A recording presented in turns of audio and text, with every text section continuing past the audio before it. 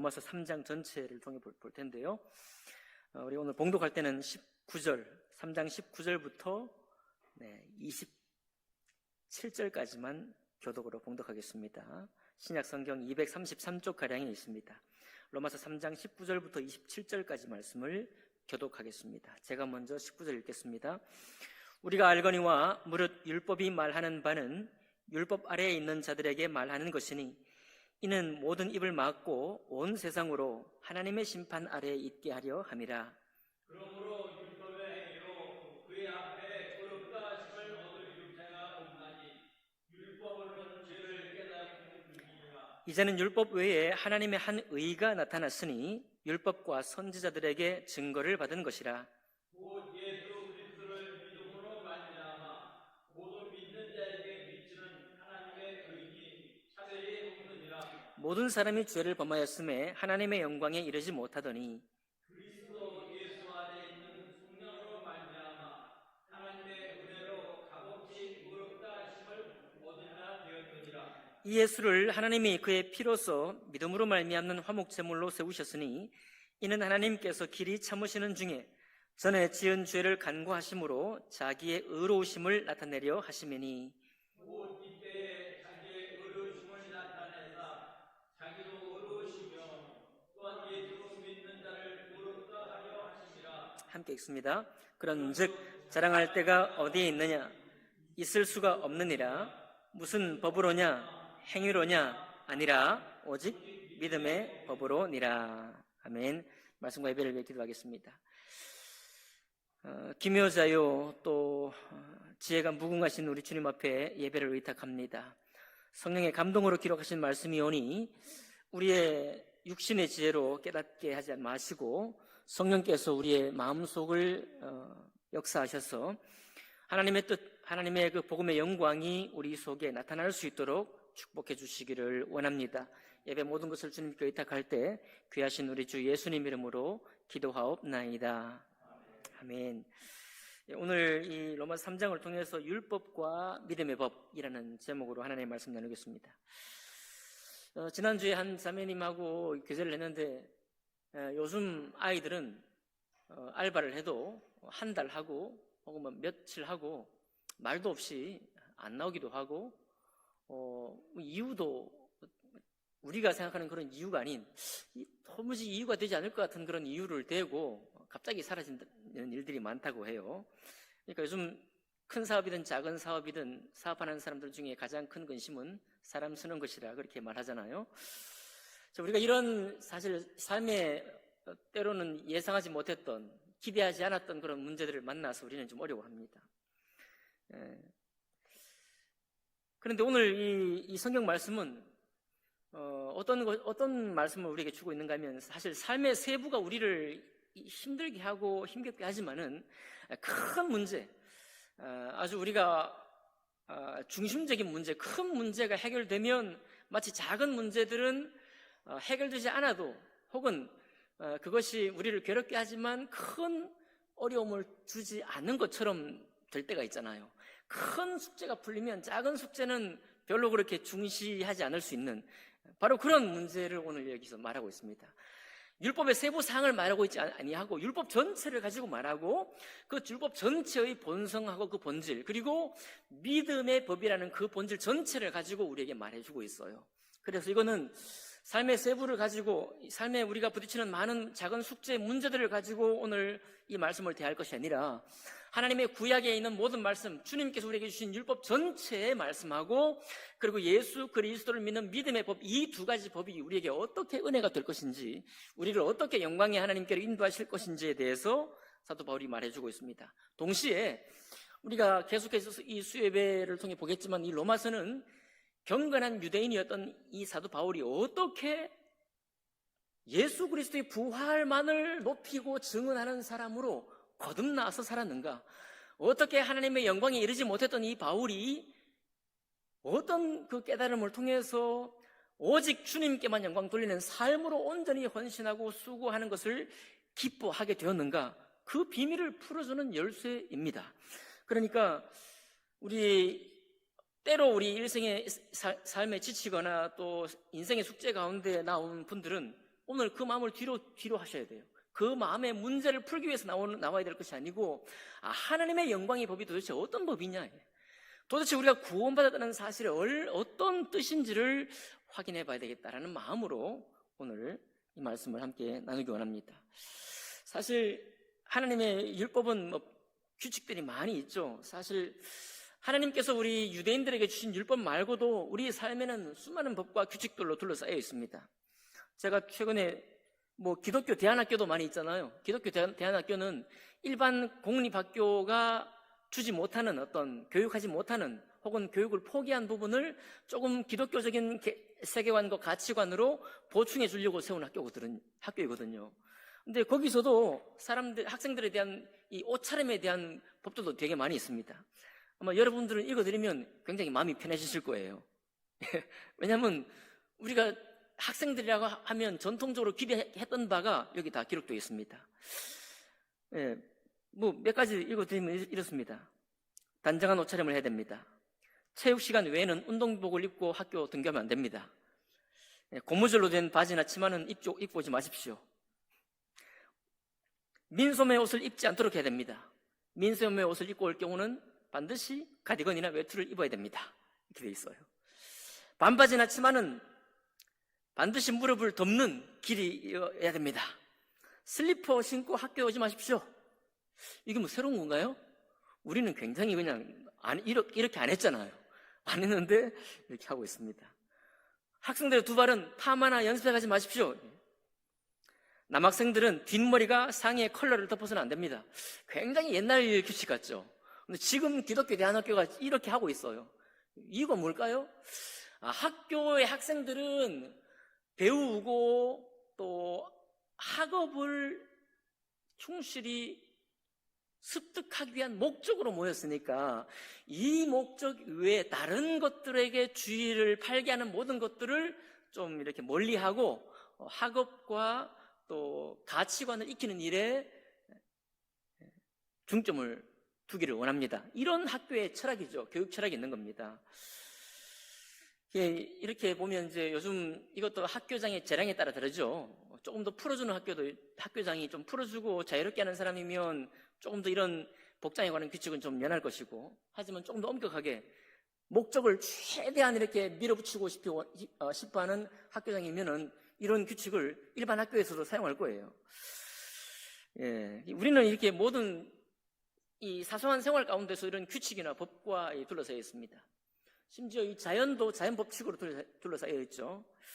이제 온난화 때문에 온도가 자꾸 올라가니까 경북의 상주 사과보다 상주 사과는 이제 맛이 좀 떨어지고, 그런 얘기 하셨던 누군가가 사과 맛이 자꾸만 이 북쪽으로 올라오는 사과일수록 더 맛있어진다. 당도가 충분하지 않고 너무 덥고 하니까. 또 그렇죠. 작물도 전에 작물 재배할 수 없었던 작물이 이제 한국에도 재배하게 되고, 남부지방의 작물이 중부지방으로 올라오게 되고. 왜 그런가요? 그 작물의 법칙이 하나 있습니다. 이 법칙이. 그 작물이 가장 맛있을 당도를 낼 수 있는 그 법칙이 있는데, 그 규칙이 있는데, 어떤 온도, 어떤 일조량, 어떤 강우량, 이런 게 다 정해져 있는 거죠. 그 정해져 있는 규칙을 어기게 되면 어떻습니까? 그 당도, 가장 아름다운 당도를 내지를 못하는 거예요. 그러니까 온도가 달라지면 따라 이제 북상을 하든지 남쪽으로 내려가든지 하는 것입니다. 자, 그러니까 가만히 보면 이 규칙은 어떤 거예요? 그 규칙대로 있게 되면 사실 좋은 겁니다. 그렇죠? 당도가 좋아지는 거죠. 규칙을 어기워서 이미 좋은 맛을 내지 못하는 곳에서 계속 재배하면 상품을 만들지 못합니다. 규칙은 그렇게 때로는 좋은 것이기도 합니다. 또 성경에 보면요, 거대한 율법 말고 개인이 정한 법도 있어요. 여러분 사사기에 보면 입다가 막 자기 맹세를 하잖아요. 내가 전쟁에 가서 승리하고 돌아왔을 때 어떻게 합니까? 우리 식구 중에 나를 환영하는 누구든지 그 사람을 제물로 드리겠다. 그거 어디 율법에도 없는 얘기잖아요. 자기 맹세 아닙니까? 자기 맹세. 자기 입으로 정한 규칙이에요. 그런데 어떻게 해요? 자기 입으로 정한 규칙인데도 그 귀한 자기 딸내미를 바쳐버리잖아요. 이 하나님과 약속, 혹은 우리가 사소하게 혹은 자기 스스로 낸 맹세조차도 그런 것이었습니다. 사울 왕도요, 블레셋하고 싸울 때 자기 군사들의 그 군기를 잡기 위해서 이 블레셋을 다 치기까지 아무도 먹지 말라고 칙령을 내리잖아요. 사울 왕이. 자기 아들 요나단은 배고파가지고 꿀 찍어 먹고 눈이 밝아졌는데 그거 듣지 못해서 수많은 이스라엘 백성들은 그 칙령 때문에 먹지도 못하고 배고파가지고 정신이 혼미한데도 먹지도 못하고 있잖아요. 그러니까 왕이 그것도 임시로 그 순간 내린 칙령이거든요. 그 순간 내린 칙령인데도 그것을 막 지키고 못 지키고에 따라가지고 요나단이 하마터면 죽을 뻔했잖아요. 아버지의 칙령을 듣지 못하고 먹어가지고. 자, 그러니 규칙이라는 것은 혹은 법칙이라는 것은 지키는 것이 좋을 수가 있습니다. 그 지키기 위해서 있는 것이죠. 오늘 많은 젊은 사람들은 왜 이렇게 많은 이 규칙들, 까다로운 규칙들, 나의 자유를 제한하는 이 규칙들이 많으냐 이렇게 묻지만은 사실 그 규칙들의 목적을 깨닫게 되면 지키는 것이 좋다 이런 생각을 하게 될 것입니다. 자, 그런데 이것은 우리의 삶의 규칙이고요. 하나님이 주신 율법은 더 크고 사실은 차원이 좀 다릅니다. 모든 율법의 세목이 시민사회 속에서 도덕법도 있고요, 제사법도 있고, 이 모든 수많은 종류의 법들이 하나님 앞에 우리가 하나님과 어떤 관계를 맺고 하나님의 택한 백성임을 유지하기 위해서 있는 법이잖아요. 사실은 우리가 이것을 지킨다고 한다면, 지킬 수만 있다고 한다면 굉장히 좋은 것이죠. 이사야가 말했잖아요. 내가 너에게 극상품 포도 열매를 맺으라고 극상품 포도나무 씨앗을 심었는데 너희가 맺은 건 어떤 것이다? 돌 포도나무 열매, 먹지 못하는 포도 열매를 맺었다라고 얘기하잖아요. 하나님은 우리를 혹은 유대인들을 심으실 때 극상품 포도나무 열매를 맺을 수 있는 나무를 심었다 이거예요. 그런데 살아보니까 어떻습니까? 우리가 유대인들이 살아서 맺는 열매는 먹지 못하는 열매를 맺은 거예요. 이유가 뭘까요? 지키지 못했어요. 율법대로 살지 못해서, 살지 않으니까, 또 그렇게 행하여 지킬 수 있는 능력이 없으니까 결국은 하나님은 좋은 나무를 심었지만 택한 이스라엘 백성들은 먹지 못하는 정말 최악의 열매를 맺었다, 이런 얘기가 되잖아요. 자, 그런데 오늘 이 질문의 핵심적인 질문이 뭐냐면, 사도 바울이 이제 그런 우리 유대인들의 삶과 이방인들의 삶을 보면서 사도 바울이 복음을 전하잖아요. 예수 믿기만 하면, 예수 믿으면 우리가 하나님의 자녀가 되고 하나님의 영광의 그런 아들이 됩니다. 여러분들 죄를 짓습니까? 로마서 5장 20절, 로마서 5장에 가면은 죄가 더한 곳에 뭐가 있다고 그래요? 은혜가 더하도다. 죄가 있는 곳에 은혜가 더하도다, 이런 말씀을 전하니까 유대인들이 듣고 보니까 야, 그거 너무 쉽다 이거예요. 그럼 아무것도 하지 안 해도 되네. 오히려 내가 죄 안에 있는 게, 내가 죄를 지으면 지을수록 하나님의 의로우심이, 하나님의 은혜가 더 영광스러우시니까 내가 죄 안에 있는 것이 오히려 하나님께 영광 되는데 내가 왜 징계를 받느냐 이거예요. 내가 하나님께 심판받아야 할 이유가 없다는 겁니다. 복음을 잘못 이해한 거죠. 여러분, 그러니까 사도 바울이 복음의 이 놀라움을 전할 때 수많은 사람들이 다양한 방식으로 오해를 했습니다. 그 오해 중에 하나의 오해가 오늘 3장에 나오는 거예요. 오해. 야, 내가 죄를 짓는 게 하나님의 영광을 더 높이는데 내가 죄 때문에 심판받을 이유가 뭐냐, 이렇게 따져 묻는 거예요. 그래서 하지 않습니까? 우리 보통 전도할 때도 그런 얘기 하거든요. 평생을 죄를 지어도 한 번 믿기만 하면 하나님의 자녀가 되고 천국 들어가는 게 아무 문제가 없습니다. 그러면 대답하는 말이 뭐예요?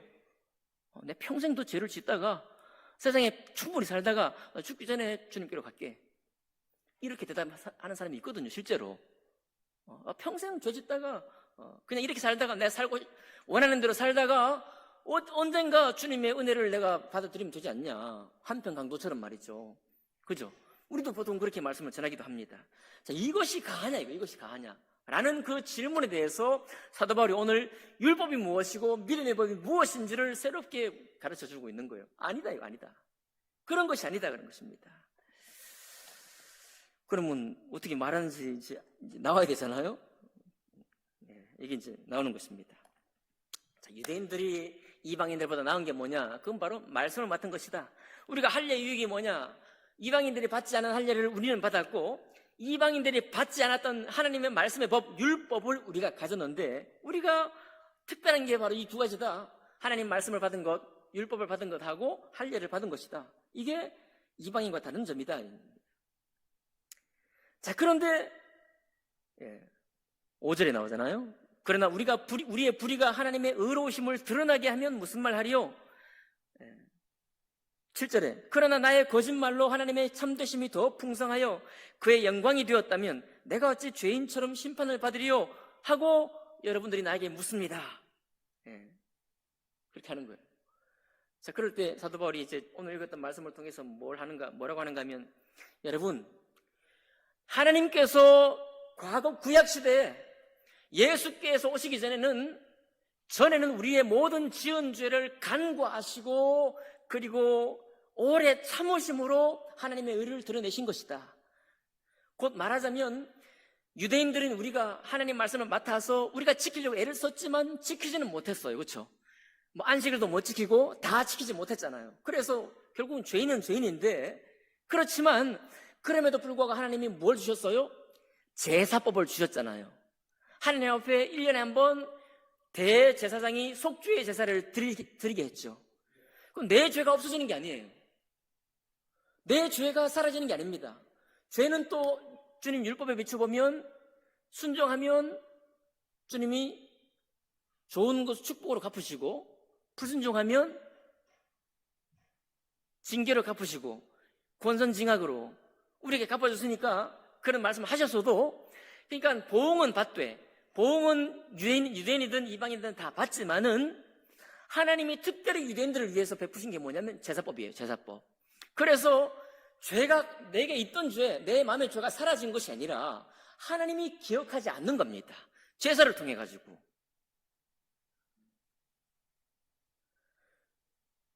그러니까 우리의 죄를 하나님이 기뻐하시는 것이 아닌 거죠. 우리의 죄를 기뻐하시거나 그런 게 아니라 죄를 미워하시지만 하나님이 유대인들을 택한 그 택함의 사랑 때문에 단지 제물로 드리는 그 피로, 짐승의 제물로 드리는 피로 하나님이 이제는 그 1년 전에 지은 죄를 잊어버리는 거예요. 기억하지 않는 은혜를 주신 것이라는 겁니다. 그러면 지금은 뭐냐? 지금 예수 그리스도 오신 지금은 뭐냐면 26절에 나와 있죠. 25절, 26절 제가 다시 읽어드릴게요. 이 예수를 하나님이 그의 피로서 믿음으로 말미암는 화목제물로 세우셨으니 이는 하나님께서 길이 참으신 중에 전에는 지은 죄를 간구하셔 기억하지 않으시는 것을 통해서 하나님의 의로우심을 우리에게 주셨어. 유대인들이 계속해서 죄를 짓지만 광야에서 범죄하고 또 죄를 짓지만 여전히 하나님의 제사장 나라요, 하나님께서 남은 자를 계속해서 축복하신 이유는 뭐냐면 하나님 편에서 하나님이 기억하지 않으시기 때문에 제사를 통해서 하나님의 의로우심 때문에 유대인들의 관계를 맺게 된 거예요. 그러면 66절, 26절 지금은 뭐냐? 지금 이때는 뭐냐면 하나님께서 자기의 의로우심을 나타내셨어요. 다른 번역에 보면 이게 무슨 말인가 하면요, 죄를 벌하셨다 이거예요. 자, 보세요. 전에는 죄를 기억하지 않으시면서 우리의 관계를 유지한 거고, 유대인들의 관계를 유지한 거고, 이제는 죄를 징벌했어요. 하나님의 죄를 징벌하셔서 하나님의 의로우심을 드러내셨습니다. 누구에게? 예수 몸에, 하나님의 의로우신 자인 예수 몸에 죄를 징벌하셨어요. 지옥의 징벌을, 저주의 죄를 예수의 몸에 쏟아 부으셨습니다. 그건 뭘 말하는 거예요? 죄는 반드시 벌받는다는 것입니다. 죄는 반드시 징벌의 대가가 있다는 겁니다. 죄는 반드시 저주가 있고요, 죄는 반드시 지옥 형벌이 있다는 사실, 죄는 반드시 징벌받는다는 사실을 하나님이 예수를 통해 드러내신 거예요. 아까 좀 전에 문제가 됐던 게 뭡니까? 나 죄 짓게, 하나님이 은혜로 다 우리를 용서하시는데, 하나님 우리를 다 죄를 용서해 주시는데 내가 원하는 만큼 내가 이 땅에 죄를 품고 죄를 짓고 내 원대로 내 뜻대로 살다가 시간 되면 또 내 마음이 또 허락하면 내가 그때 주님 받으면 되지, 이렇게 안일하게 말하는 사람에게 지금은 예수 나타나실 때는 우리의 모든 죄를 십자가 위에 징벌하셨다. 이게 징벌하셨다. 여러분, 그러니까요, 우리가 복음을 때로는 사랑에 초점 맞춰 전하기도 하고 주님의 십자가의 죽으심으로 전하기도 하는데, 예수 오신 그 속에는 죄에 대한 징벌이 하나님의 의로우심인 거예요. 그런데 그 징벌이 누구를 향한 거예요? 징벌이 있다는 것을 온 천하에 알리심과 동시에 그 징벌을 당신에게 정하신 거잖아요. 구약시대는, 주님 오시기 전에는 하나님이 죄를 기억하지 않으시고, 죄를 미워하시는 건 똑같지만 죄를 기억하지 않으시는 것으로 하나님의 의로우심과 거룩하심을 나타내셨어요. 예수 오신 이후에는, 예수 오실 때는 그 죄를 징벌한 정의를, 십자가 위에 정의를 행하셔서 정의로운 일을 하시면서 하나님의 의로움을 행하셨는데, 그 의로우심이 죄의 징벌, 죄의 형벌이 있음을 온 천하에 선포하시고 그것을 자기 몸에 이루시면서 의로우심을 나타내신 거예요. 그리고 그 사실, 바로 그 사실을 믿는 사람 또한 26절에 또한 예수 믿는 자를 의롭다 하려 하십니다. 그러니까 우리가 예수 믿는 것은요, 예수님 오시기 전에 죄를 그냥 기억만 하지 않으시고 죄를 잊어버리시는 그 주님이 아니고, 우리가 예수 믿을 때 두 가지 사실이 우리에게 나타나는데, 죄는 반드시 징벌받는다는 사실을 우리 마음속에 깨닫게 되는 겁니다. 그래서 우리가 구원받을 때 우리 마음에 애통이 있는 거예요. 우리가 죄를 깨달을 때 애통이 있는 것은 이 죄가 징벌이 있다는 사실 때문에 애통이 있는 것입니다. 내가 그런 죄인이라는 사실을 때문에 애통이 있는 것이죠. 그리고 여러분, 유대인들이 하나님이 율법을 주셨지만 사실은 율법이 오기 전에 뭐가 먼저 왔어요? 죄가 먼저 와버렸잖아요. 그죠?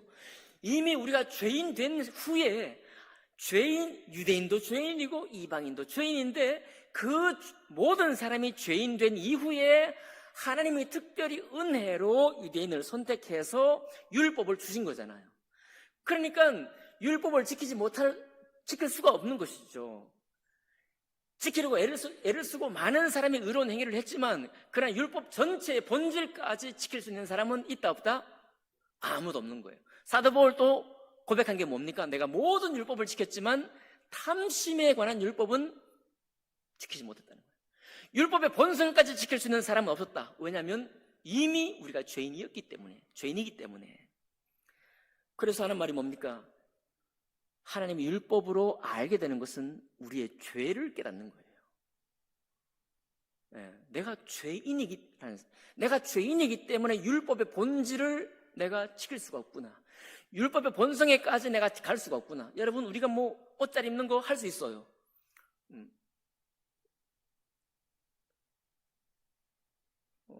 지금도 미국의 근본주의 교회들은 저는 좀 자유로운 사람이 아닙니까? 근본주의 교회들은 정장으로 해요. 전부 다 검은 옷입니다. 랭캐스터 교회 가면 자매들 전부 다 긴 치마예요. 짧은 치마 없습니다. 찬송가요? 복음성가 없어요. 없진 않지만 찬송가만 불러요. 지금도 그렇습니다. 이런 거 우리 지킬 수 있습니다. 우리 친교회 중에 한 교회는 드럼 다 치워버렸어요. 드럼도 이거 감정을 격렬하게 자극하는 것이기 때문에 안 좋다 이렇게 해서 다 치워버린 교회도 있습니다. 돌아갈 수도 있습니다. 돌이킬 수도 있어요. 그리고 여러분, 우리가 살아가다 보면 사회적으로 지키는 법, 인간관계에서 지키는 법, 나 개인적으로 지키는 법, 내 가정에서 내가 옳다고 생각해서 지키는 법, 수많은 법들을 지키고 있어요. 그러나 여러분, 우리의 질문은 내가 지키고 있는 것에 있지 않습니다. 우리의 질문은 뭐냐면, 모든 율법의 본질을 우리가 지키고 있느냐, 지킬 수 있느냐라는 질문이에요. 지킬 수 있습니까? 없어요. 우리의 본질상 죄 때문에 우리는 율법의 본성까지 지킬 수 없습니다. 구약의 율법조차도, 산상수는 아니고 구약의 율법조차도 다 지킬 수 있는 사람이 없어요. 지금도 마찬가지입니다. 그래서 오늘 사도 바울이 말하는 것은 20절에 그러므로 율법의 행위로 그의 앞에 의롭다 하심을 얻을 육체가 유대인도 없고 이방인도 없어요. 그리스도인도 없고 비그리스도인도 없습니다. 없으니 하나님의 율법으로는 뭘 깨달아요? 죄를 깨닫는 거예요. 그 죄를 깨달으니 우리가 영적으로 충만한 사람이 충만할 때는 죄가 깨달아질 때 애통함이 있는 것입니다. 아픔이 있어요. 힘들어한 게 아니고 당연하다고 생각하는 게 아니고 내가 이만큼 지키는 법 때문에, 내가 이만큼 지키는, 남들보다 잘 지키는 규칙 때문에 내가 자랑이 되는 것이 아니라 도리어 하나님의 말씀을 보면서 내 죄가 깨달아지니 자랑이 될 수가 없던 거예요. 도리어. 아까도 말씀드렸잖아요. 알바생들이 이제 앞으로 잘 해가지고 우리 한국 사회가 이제 자기 원하는 거, 자기 표현하는 것을 못했다가 이제 MZ세대처럼 자기 표현을 잘합니다. 이게 규칙에 너무 이제 벗어나 보이는 것처럼 보이지만 이 시기도 조금 지나면 좀 더 안정이 되지 않겠습니까? 너무 걱정할 필요는 없을 것 같아요. 그러나 그것을 다 지킨다고 해도, 각자 사업장에서, 학교에서, 교회에서 뭔가를 지킨다고 해도 우리 율법의 본성을 다 접근할 수 있는 사람은 없다 이거예요. 없다. 그거는 죄를 깨닫게 하는 것입니다. 하나님의 말씀을 우리가 대할 때, 주님 말씀을 내가 지켜야지, 좋아요. 동시에 이 말씀이 우리의 죄를 때로 찌르게 될 때, 내가 죄인인 것을 다시 한번 깨닫는 것입니다. 우리가 구원받은 이후에도 마찬가지예요. 자, 그런데 뭐라고 했습니까? 27절, 그런즉 자랑할 때가 어디 있느냐? 있을 수 없느니라. 무슨 법으로냐? 행위로냐? 오직 믿음의 법으로니라. 우리가 무언가를 열심히 잘해서 뭔가 믿음의 진보가 있어가지고 나의 자랑 삼는 것이 아니라, 이 모든 율법의 본질로는 우리가 죄를 깨달을 수밖에 없는 것인데, 그러니 무엇입니까? 죄가 있으면 하나님과 우리가 화목할 수 없죠? 하나님은 우리가 자녀가 될 수 없죠? 같은 가정을 이룰 수 없죠? 그런데도 불구하고, 본질상 관계를 화목할 수 없고 자녀가 될 수 없는데도 불구하고 예수 그 몸에 죄의 징벌을 행하셔서 죄는 반드시 형벌이 있다는 것을 우리에게 깨닫게 하시면서, 동시에 그분께서, 의로우신 그분께서 우리의 모든 죄를 대신해서 징벌을 받으셔서 이제 하나님과 우리 사이에 나의 행위로 범하는 죄로 인해서 갈라졌던 그런 이유가, 그런 까닭이 다 사라졌다는 사실, 그것을 믿음으로 받는 사람은 어떻습니까? 나의 죄된 행위 혹은 율법을 순종할 수 없는 현재의 모습에도 불구하고 하나님과 나의 자녀 관계가 영원히 계속된다는 거예요. 내가 하나님과 화목됐다는 이 사실이 영원한 효력을 발휘한다는 것입니다. 이 점이 우리 마음속에 은혜로 있는 거예요. 이것이 은혜된 사람이 죄를 그냥 심드렁하게 바라볼 수는 없는 것입니다. 그래서요, 오늘 마지막 31절에 이렇게 말합니다. 그런즉 우리가 믿음으로 말미암아 율법을 폐기하느냐? 여러분, 내가 하나님과 영원히 화목된, 하나님의 영광된 자녀가 되었다고 해서 구약의 율법 혹은 신약의 율법을 폐기하느냐? 그게 가치가 없다고 생각해야 되느냐? 그럴 수 없느니라. 이 믿음과 은혜 안에 있는 사람은 도리어 율법을 굳게 세우느니라, 그렇게 말하고 있습니다. 아까 첫 질문이 뭐였어요? 이 사람들의 질문이? 은혜가 있으니까 언제든지 은혜가 작동하니, 내가 죄를 범하고 있거나 내가 죄가 있어도 오히려 하나님의 의로우심과 은혜를 더 높이는 것이니까 내가 그냥 하나님이 나를 심판할 이유도 없고, 내가 잘못하는 것이 도리어 하나님의 의로우심을 더 높여주는 거니까 내가 그냥 거기 머물러도 되겠네, 복음이 그런 거야? 라고 되묻는 사람에게 사도 바울은 그렇지 않다라고 말하는 거예요. 그렇지 않다. 여러분, 우리는 신앙생활 하면서요, 결국 우리의 연약함을 자주자주 발견하게 되고 우리가 인생으로서 어쩔 수 없다는 사실도 종종 만나게 됩니다. 그런데 그때 우리 하나님의 영광 앞에 이른 우리가 생각할 것은, 이 반복되는 경험 속에 우리가 주저앉거나 거기에서 무너져 있는 게 아닙니다. 그거는 오히려 하나님 앞에 죄가 되는 거예요. 우리가 믿은 예수 때문에, 예수님이 우리의 모든 것을 깨끗게 하셨다는 그 사실 때문에 범죄함이 있을 때 어떻습니까? 율법을 세운다고 그랬죠? 이것이 죄구나. 어떻게 해야 돼요? 고백하고 돌이키는 거예요. 고백하고 돌이켜야 됩니다. 하나님과의 영광스러운 관계가 깨어졌기 때문이 아니라 그 관계를 이미 은혜로 우리에게 주셨기 때문에 내가 돌아가는 거예요. 왜 돌아갑니까? 법이 있기 때문에 그래요. 하나님의 말씀의 법이 있기 때문에 내가 그 말씀을 지키지 못했을 때 회개하고 용서 구하고 돌아가는 거예요. 주님의 자녀가 되기 위해서 돌아가는 것이 아니고, 예수 몸에 있던 그 예수 십자가 위에 발휘됐던 그 은혜의 효력이 너무나 크기 때문에 그 은혜가 내 속에 있다는 사실에 대한 감사로 내가 돌아가는 겁니다. 이게 그리스도인들이 반복적으로 혹은 새롭게 돌아가야 할 은혜라고 사도 바울이 지금 말하고 있는 거예요. 자, 그러니까 이방인들에 비해서 유대인들이 율법을 받은 것이 은혜고 축복이고 할례를 받은 것이 유익이지만 오늘 말씀의 중간에 뭐라고 하는가 하면 우리 모든 사람이 이방인도 죄인이고 유대인도 죄인이니 우리가 율법을 받았다고 해서 우리가 할례를 받았다고 해서 자랑할 게 있느냐? 자랑할 게 없다요. 없다. 오직 자랑할 것은 뭐냐면 믿음의 법으로만 자랑할 게 있는 겁니다. 여기서 어떻게 됩니까? 유대인이나 이방인이나 차별이 없게 되는 것은 하나님의 자녀가 되는 것, 곧 그리고 하나님의 영광에 이르는 유일한 법이 이제 뭐예요? 믿음의 법이기 때문입니다. 예수 그리스도 안에 있는 그 믿음의 법, 예수 그리스도를 믿는 그 믿음의 법이 차별 없이 모든 사람에게 임했기 때문에 그 법이 우리 속에 있는 거예요. 정리합니다. 그런데 이 믿음의 법은 율법을 세워요. 율법을 폐기하지 아니하고 율법을 세웁니다. 내가 잘못하고 실수했을 때 내가 회개하고 용서를 구하고 잠깐 용서를 구하면 되죠. 본질상의 죄도 주님 앞에 용서를 받았기 때문에 십자가의 모든 형벌을 주님이 대신 받으셨기 때문에 이미 영원히 용서받았지만 그때 우리의 잘못된 것과 실수 또 고의적인 범죄가 있을 때 내가 주님께로 나아가는 겁니다. 다시 씻음을 받는 거죠. 그리고 하나님의 영광을 회복하는 겁니다. 시간이 지나도 하나님의 율법을 온전히 우리가 순종할 수 있느냐? 그럴 수 없습니다. 여러분, 우리의 목적은 우리가 그리스도인 되어가지고 하나님의 영광을 내가 받았기 때문에 이제 내 모든 삶을 통해 율법의 모든 본질까지도 완전히 순종할 수 있는 자가 되는 것이 우리의 목적이 아니에요. 목적이 뭐냐면 우리의 율법을, 하나님께서 우리에게 주신 율법을 내가 지키는 삶을 살 수 있기 위한 힘조차도 어디에서 나오는가 하면 믿음의 법에서 나온다는 경험의 반복입니다. 그런 경험으로 돌아가는 거예요. 또 주님의 은혜의 법으로 돌아가는 것입니다. 거기서 다시 나를 향하신 하나님의 은혜와 그 감동을 회복하면서 하나님이 주신 그 은혜와 때를 따라서 주님 말씀의 법을 지키기 위해서 또 내가 나아가는 거예요. 그래서 그리스도인 된 삶은 은혜의 법이, 믿음의 법이 더 계속해서 우리를 주장하실 뿐만 아니라 그것을 주장하는 동안에 우리 속에 생겨가는 것은 뭐예요? 율법을 지키는 힘도 커져갑니다.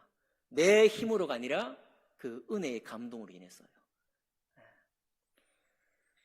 사도 바울은 그렇게 말하고 있습니다. 그러니 복음을 잘못 오해하고 복음을 값싼 은혜로 돌려놓고 야, 이건 믿는 게 아무것도 아니네라고 혹시 그런 주변에 사람이 있거나 여러분과 저도 알게 모르게 복음의 은혜만을 죄를 분명히 십자가에서 형벌을 하신 것으로 하나님의 의를 드러내신 그 사실을 잃어버리고 우리를 사랑으로 받으신 그 받으심만 기억하고 있다고 한다면 우리는 돌아가야 됩니다. 우리는 돌아가야 돼요. 그것은 하나님의 뜻이 아닌 것입니다. 믿음의 법의 율법을 폐기합니까? 오늘 말씀 따르면 폐기하지 않습니다. 믿음의 법은 도리어 율법을 세우느니라. 율법은 또 뭘 깨닫게 해요? 다시 죄를 깨닫게 하고 그 죄에 대한 형벌이 있다는 것을 다시 깨닫게 하고 믿음의 법을 봤을 때 또 무엇을 깨닫게 합니까? 형벌이 있는데 어떻게 해요? 하나님의 의 되신 주님이 오셔서 그 형벌을 사하시고 사실 뿐만 아니라 이제는 하나님의 거룩한 영광에 참여하는 자로 마침표를 찍었다는 사실을 다시 깨닫게 되면서 다시 돌아가는 겁니다. 깨끗게 하신 주님께로, 화목케 하신 주님께로 내가 다시 서 있는 거예요. 마치 처음 우리가 구원받아서 어린아이와 같은 기쁨으로 나아갔던 것처럼 똑같은 마음으로 오늘 주님 앞에 나아가는 것입니다. 그것을 사도 바울이 우리에게 말해주고 있고 여기 복음을 오해한 유대인들을 호통치면서 또 말하고 있는 거예요. 여러분, 그러니까 우리가 지금 신앙생활 하면서요, 많은 우리 이미 교회를 섬기는 법도 우리 안에 많이 이제 채워져 있고 차고 넘치고 있고요. 또 일상생활 가운데서 또 사업장 가운데서 우리가 정말 그리스도인으로 살기 위해서 애를 쓴 것도 우리 주님께서 칭찬하시리라고 믿습니다. 다만 그것이 우리의 궁극적인 자랑이 아니라는 사실을 오늘 다시 한번 떠올리기를 원하고요. 아, 하나님, 내가 세월이 가면서 내가 이룬 것, 지금까지 자랑 삼은 것을 가지고 믿음의 법을 이룬 것처럼 혹은 율법을 아는 것처럼 고백하는 것이 아니라 다시금 믿음의 법으로 돌아가고 다시금 율법을 세우는 그리스도의 은혜로 나아가서 우리가 기대했던 사람, 여러분 정말 믿을 때 기대했나요? 지금 기대하기 어려운 어떤 신앙의 모습들이 있습니까? 기대를 많이 낮춰버린 우리의 모습이 있나요? 하나님 원치 않습니다. 영광의 그 법으로 다시 돌아가서 은혜의 감동을 따라서 우리를 다시 한번 주님께로 나가게 하고 율법대로 다시 순종하게 하고 영광의 하나님의 자녀로 살 수 있는 그런 사람으로 살아갈 수 있도록 우리를 다시 회복하는 그런 신앙이 되기를 주님의 이름으로 축복합니다. 기도하겠습니다.